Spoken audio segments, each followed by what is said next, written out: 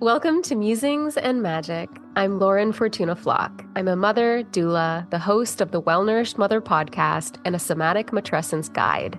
I support mothers through the waves of intensity motherhood brings, so they can fall in love with the mother they are and the mother they're becoming. And I'm Nicole, a mom, wife, and host of the Rewild and Free podcast. I help women awaken beyond the conditioning that's been keeping them pretty, perfect, and pleasing so that they can live more consciously, mother intuitively, and grow their business holistically. We've never met in real life, and we live 700 miles apart. But we've been holding space for each other virtually since 2022 when we found each other in super similar seasons of life. Yeah, we were both in our retiring from a super secure nursing job, in the thick of postpartum, and starting a heart-led business era. We found ourselves chatting for hours on Zoom almost weekly, having the deep, why isn't anyone talking about this conversations around all things motherhood and conscious entrepreneurship. So we started recording these unfiltered and unscripted conversations to bring you this co-created series.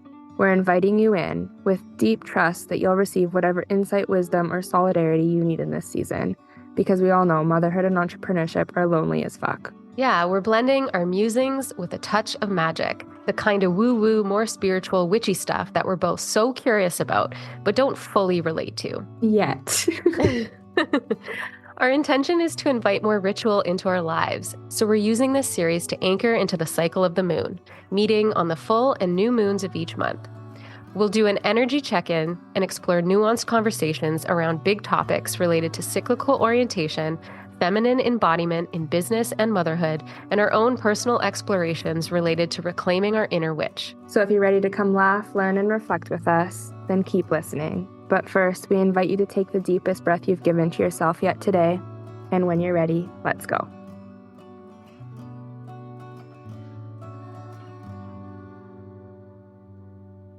Hello. Hi, friend. This is another Musings and Magic episode. So obviously our intention with these is to have a monthly rhythm around the full moon. I think we skipped August. We were busy. Enjoying summer, traveling, those kind of things. But here we are, September, full moon. So Yeah. I don't know. I'm feeling pretty disconnected from the sky right now. I think it's like also maybe the beginning or the middle of like eclipse season, which maybe explains why I feel so overwhelmed by just the weight of everything I feel like I'm holding. And I don't know, I keep describing the beginning of September as feeling like some sort of threshold. I just feel like, I don't know, I feel like there's like some, like I'm walking through a threshold. I'm walking through this like portal, for lack of a better word, but I don't necessarily know what's on the other side. And obviously that's annoyingly uncomfortable. Yeah. I have a similar feeling like that. Like I'm literally walking through a threshold too, like my daughter starting preschool, and it's just been, yeah, I've been feeling all the feelings. But for me, it feels like more exciting, I think, than kind of like overwhelming. It's more like I'm excited to see what's on the other side. I think I have more of an idea of what's on the other side for me than it sounds like you do. Yeah, like I think, because I know I've been describing to you that I feel like I'm lacking that excitement in my life and like lacking something to look forward to, versus you are very much in this space of really looking forward to some things that you have going on in the next couple months. Yeah. Yeah. And at the same time, it's just like the paradox of motherhood, right? It's just all the emotions contradicting each other all at once, all the time. Oh, I feel it all. Aubrey just started a new classroom this month too. And I mean, she's now been at this daycare for just over a year, but it's still transition. And I notice myself bracing for those transitions and almost trying to protect her from the discomfort of them, even though I know that like it's her transition to have. And I mean, this one so far, knock on wood, has been so smooth. She was really excited for this new classroom. I don't think she really connected to her most recent teachers, so that made it easier too to like leave and try something new. We're also, well, I think we just would have passed the year anniversary of finding out that she's autistic. Not really feeling as much as I thought I'd feel. It's funny how like I would like I've actually seen other families like create kind of a holiday or like an anniversary around that because it is a pivotal moment, right? And helping to understand them and I mean the dynamics of the family. And yeah, I think it would have been September 3rd that we had the evaluation. So that would have just passed and I really didn't hold any space for it. So as I'm speaking this out loud, maybe that's a little invitation to honor it in some way in the next couple of days. Yeah, what do you think has like changed in the last year, if anything, or like what's changed in you in terms of her diagnosis? I hate what I'm about to say, and I also want to say I have compassion for what I'm about to say, but the biggest thing is the increased compassion that both me and Dylan just have, right? I noticed that we're just softer, and I hate that we needed a diagnosis and a piece of paper to teeter us into that softness, but it's true. And I can feel that with myself too, right? This whole journey has been a mirror for me and my own understanding of self and my own neurodivergence. And so again, there's been an increased self-compassion too of recognizing just how I am and like what makes me tick and my own limitations, not even in a negative way, but just being able to like honor my needs and honor myself in a more true way. And we're able to do that for her too. And so there's obviously this celebration that I'm glad we've gotten there, but there's also this like grief of like, why did we need a stupid piece of paper to be able to get us there? Yeah. Yeah, I don't know if I've probably shared a little bit about my own experience with neurodivergence, and I finally got a referral for an ADHD assessment. After much of my own, like I didn't think I wanted to, I didn't think I needed to. Up until maybe like a year ago, I probably would have said like, no way is that possible, even though my husband has been saying it since he met me 10 years ago. My naturopath has also suggested it recently, and has kind of like urged me to get a diagnosis. And I was very much in a place of like, well, why do I need one now? Like, what does that matter? Do I even care about a diagnosis? What is that?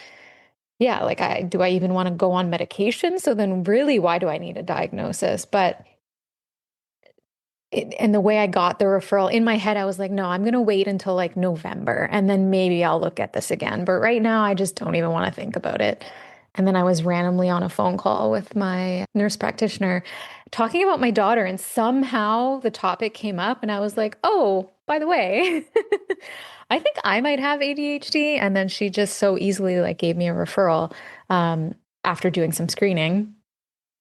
And it's just been so funny, like the switch in my brain since she gave me that referral.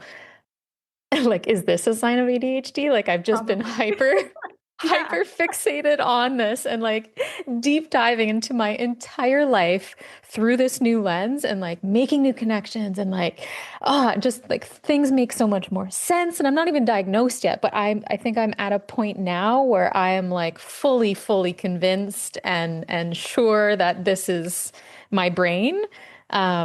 And it's both very freeing and also there's lots of grief. And then there's the whole question of like, okay, but what if I'm not diagnosed? What if I don't have ADHD? Yeah. So it's just like a shitstorm of things happening in my brain right now. Yeah. I know this all too well because this is exactly what the entire like 3-4 months of being on the wait list to get the psych eval for Aubrey was like the constant back and forth of like, do we even want this evaluation? What if, like what is this going, just all the what ifs, right? Constantly spiraling. And then of course the biggest one, and I really was able to identify that my biggest fear at a certain point was that they would tell me she wasn't autistic. And then it's like, then what? And you've been reflecting that to me in this season of your life too, where now you've kind of swung the pendulum, and it's like, well, shit, what if they say I don't have ADHD? Then what? I'm just crazy, right? And it's interesting how I think it's super normal that our brains are obviously like meaning makers, and there's this sense of perceived safety and validation and freedom and liberation and being able to understand and make meaning out of something. So it makes sense that there would be validation and empowerment in a potential diagnosis, right? Mm-hmm. And also, like, there's the questions of, but like, right? It's just there's so much, and there's no right or wrong answer. It's very, very, very, very, very nuanced. Very, yes, very. So that's where I'm And I at. think, yeah, and I think, we've talked about this too, like autism, ADHD, just there's so much talk, at least in the echo chambers I've put myself in, of like trying to figure out, well, like, what's the cause of it? And like, is it curable? Is it fixable? And of course, I kind of come back to like, well, similar to you, right? Asking yourself, like, if you want to be medicated and if like medications would even be necessary. And like, I don't know where I'm going with this. Anyways, I see you, friend, because this is an uncomfortable back and forth to be sitting in. Yeah, and it's so funny because like even a few months ago when my naturopath first suggested it, I was very much like, no way. Like, why would I do that? And now I'm like waiting for the phone call so that I can do this assessment. It's just such a, yeah, kind of like a 180 from a little while ago, but it's all good. It's all fascinating to me. Like even just the whole process of being assessed. Like I'm very interested to just see what that's like and what are they going to ask me and what are they going to investigate and how is it all done? And I'm sure that's a little bit of like my nurse hat wanting to know. And yeah, so I think just going through the whole process will be enlightening too. Yeah. I think there's also something to be said about, like part of why that diagnosis and even pursuing the evaluation can be so empowering is because it's giving language to an experience that really up to this point whoever hasn't had language for, right? It's similar to how we've talked about matrescence, right? It's giving language to something that is so intense and full body, that like without something to kind of anchor it, it's really hard for our brains, our meaning makers, to make sense of. I really love that connection there of like, yeah, it's like that's exactly what the word matrescence and the concept of matrescence does. It gives language to an experience that most of us are having but don't know how to name.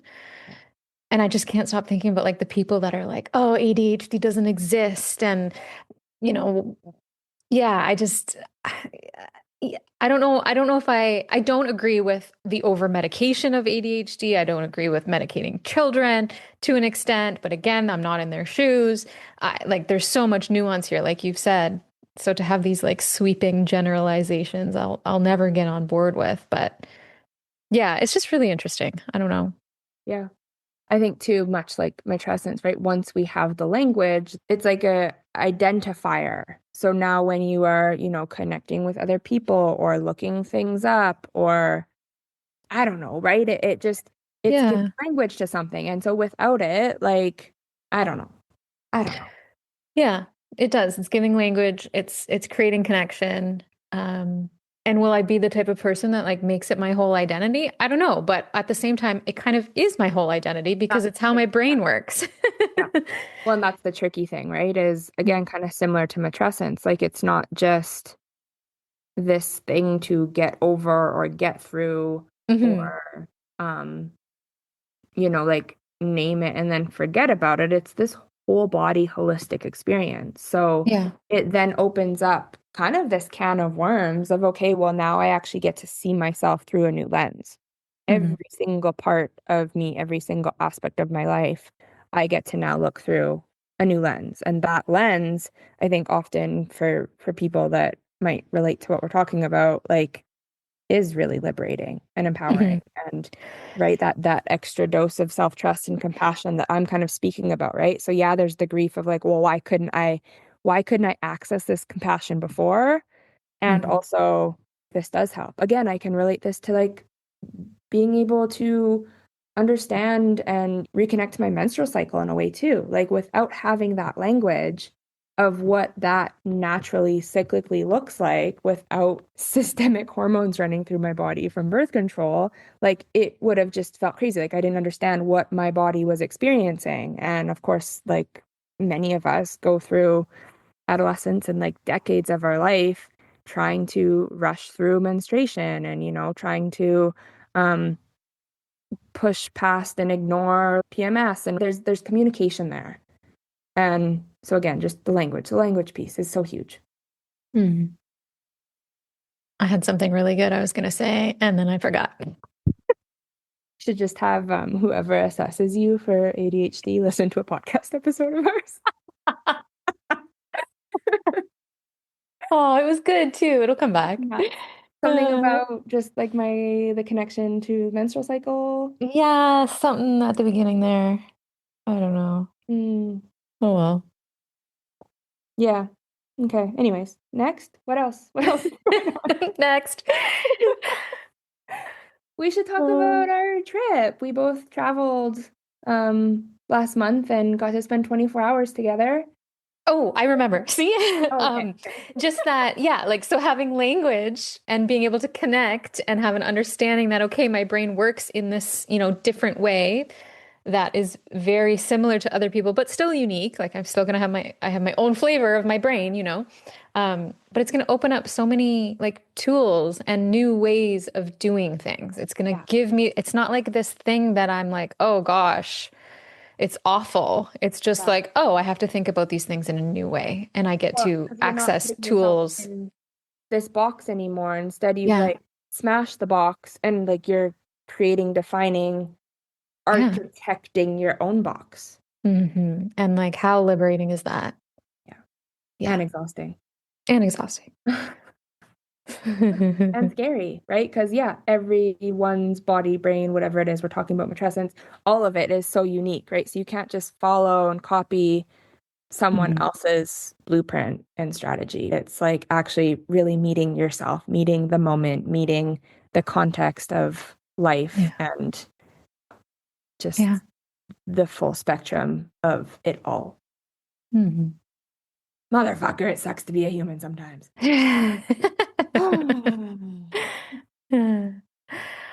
Okay, our trip. Yes, we both did some traveling this summer and we got to actually see each other. Yeah. Like a full 24 hours, which was beautiful. It was lovely to, have our families be together too, like Dylan and Cohen casually having some small talk, which was great. I don't think they hate each other, so that's a win. They're both like very quiet human beings, so it's very funny to watch them coexist. And then obviously like our daughters, it's wonderful because they're so close in age, and now this would have been the third time, I think, of them meeting. And so I think we were both kind of just open to what it was going to look like because obviously developmentally, maturity wise, they've grown and they know each other, so like they miss each other, and I think they're both excited to get to see each other, but they're also like what 4, so like what does that actually look like? And it was because it took them a good 20-30 minutes to kind of warm up, and then I think things were pretty good. I was pleasantly surprised. It went way better than the last time. Yeah, way better. It was very cute. There's some really cute videos of them dancing together. I need to send you those. I don't think I've done that yet. And then what else? We went boating, and so you and Cohen tried surfing off of our boat, and that low-key inspired me to finally try it myself after basically like 10 years of identifying as someone that refuses to try any water sport. So that was a huge moment for me. Yeah, so proud. Thank you. Yeah. So much is in that story. I don't know if we want to go there right now, but yeah, it was, again, just a mirror to bigger, wider things happening in my life and being able to, again, have compassion for the experience and like the things that I have maybe in the past let fear kind of be the driver to my bus, and even recognizing like where I'm needing support from other people in my life and like what kind of words of affirmation I need from them. And maybe I'm not being clear about what I need. So how can I expect those words to come through? Stuff like that. Mm-hmm. Yeah, it's a good story for Yeah. another time. You should Yeah. somewhere. Yeah. Yeah. Yeah. Let it live. I think I need to keep sitting with it too. I think there's more Yeah. integration that can happen. And yeah, I'm sure we can save it for something else and it can be kind of a Mm-hmm. part of weaving some other threads in it. So yeah, let's put a plug in that story. What else? Yeah, it was just so nice to be together. And I think I'm gonna come to see you in October, which is very exciting. I'm gonna look at some flights tonight, see what's available, come for a quick, because I can do that now. Because my kid's in preschool and my husband's off on the weekends now, like a normal person. Yeah. Yeah. Yeah. It's a I'm whole new excited world. for that. We could like record a podcast together. We That'd be could. weird. Like, how do you even I feel like we would. manage that? I feel like we'd still have to have two computers so we could Yeah. see each other through the screen.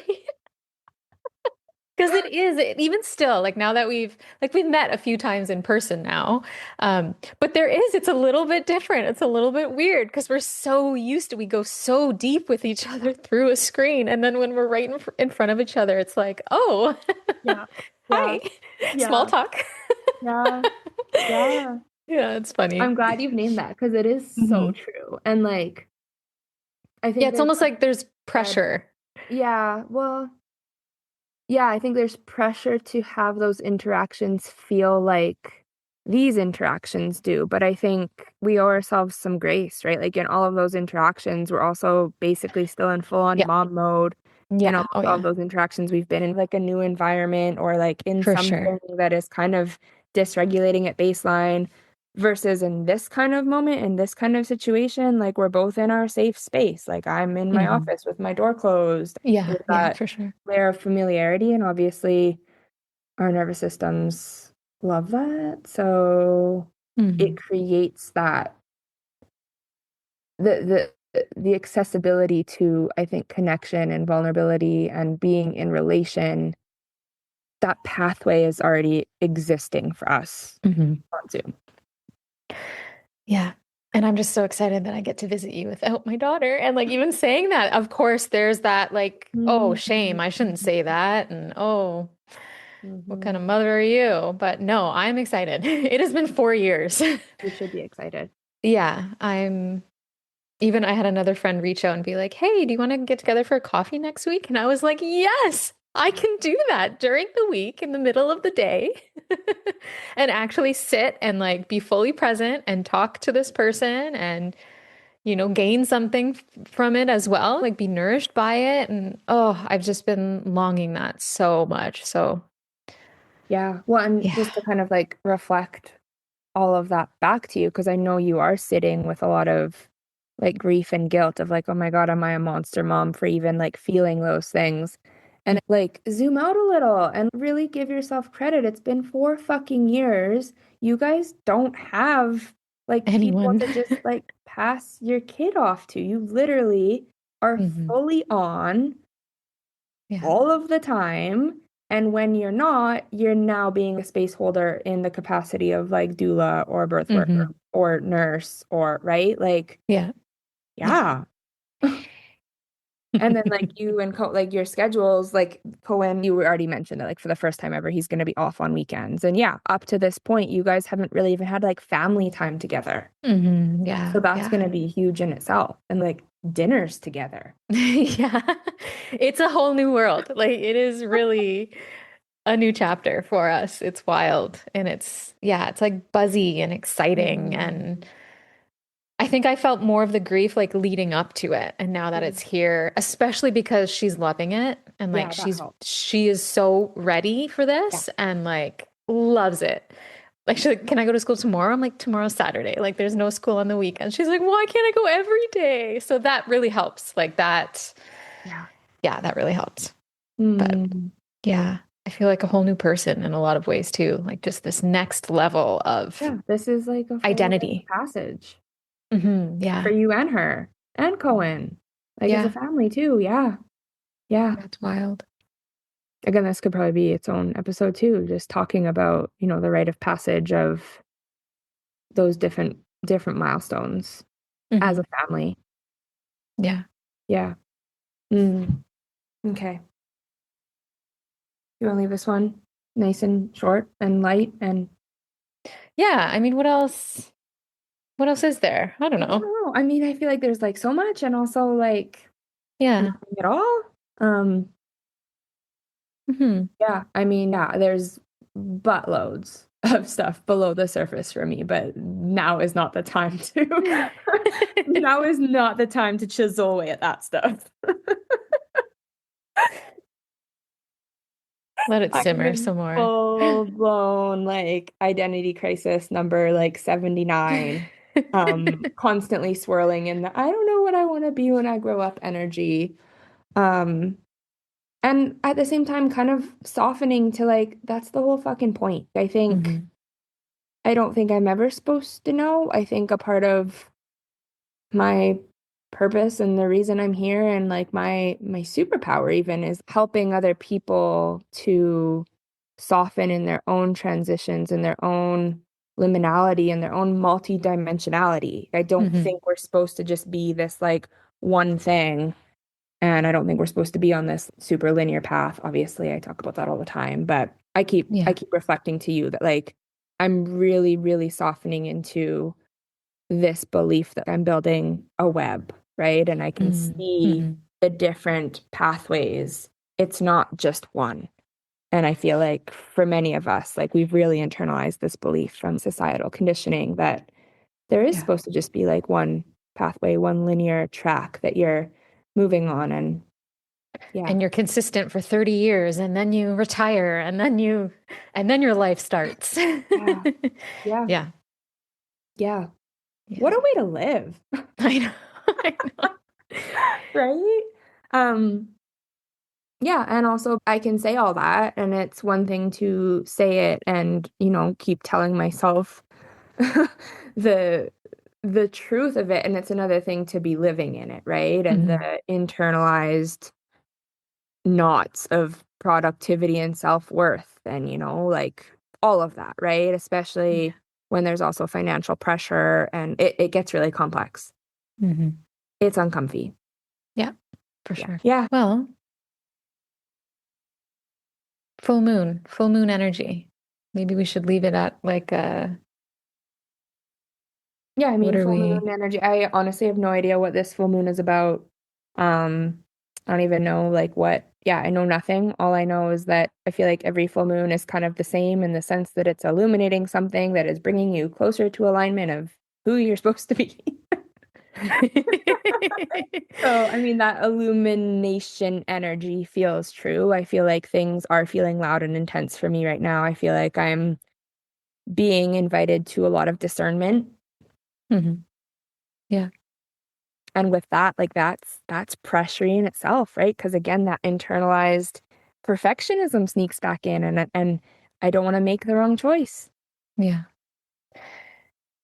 Yeah. And for me, I think it's just, yeah, like, I've already really talked about all of it, but just this new chapter, this new phase, this new time that I have to actually finally be working on the things that I'm so excited to be working on, my business, my coaching, my, all the million ideas and projects that I have. Like, you should see my desk right now. There's like 20 sticky notes on my desk. But it's like this whole time they've all been like half-baked ideas because I didn't have stretches of time to actually sit down and like see things to fruition. So it's exciting to like the possibilities are kind of endless right now. Yeah. And also, like, I don't want to put too much pressure on this time of my life. Like, I also can't wait next week to spend some time doing absolutely nothing.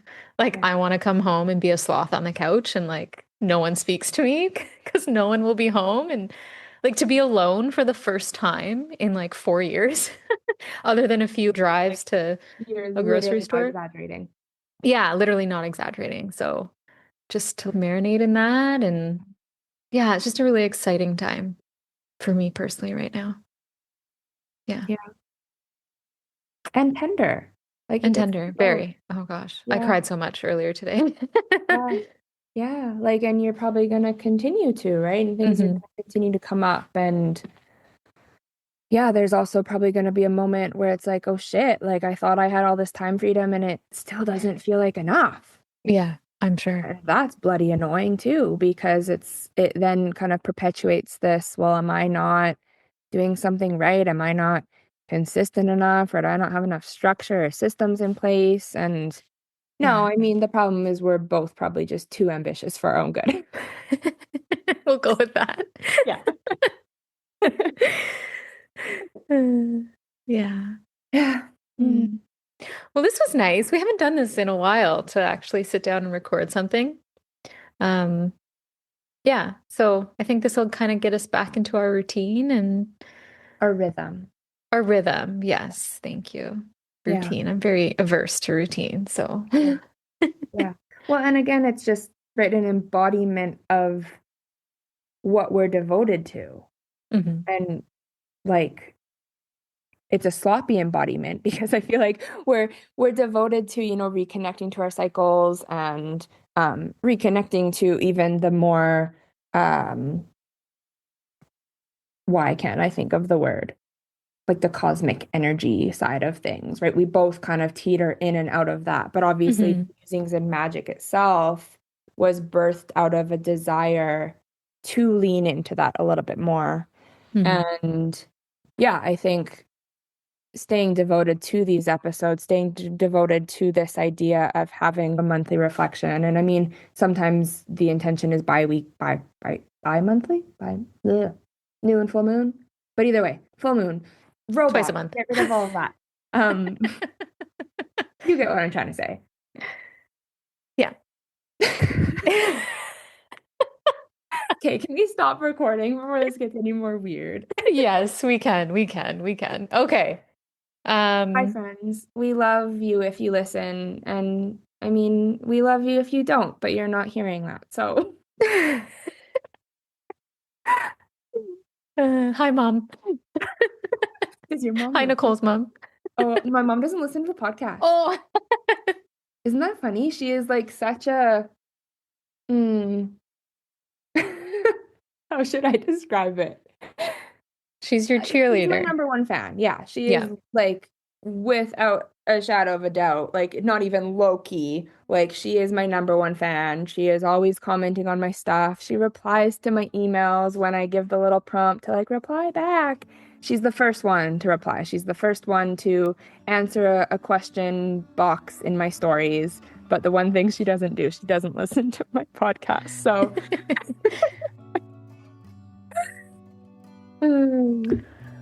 I don't actually know anyone that like for sure 100% likely consistently does. I don't even know if there's a shout out we can do. I know. Let us know if you do. Yeah, if you're like let us know. We want to know. It's such like the weird part about having a podcast. You're really just speaking into the ether. Yeah, because on Instagram, you can see who's liking, you can see who's seeing your stories, you can see who's opening your emails. But yeah, podcast land is the land of mystery. Okay, until next time. Okay. Toodaloo.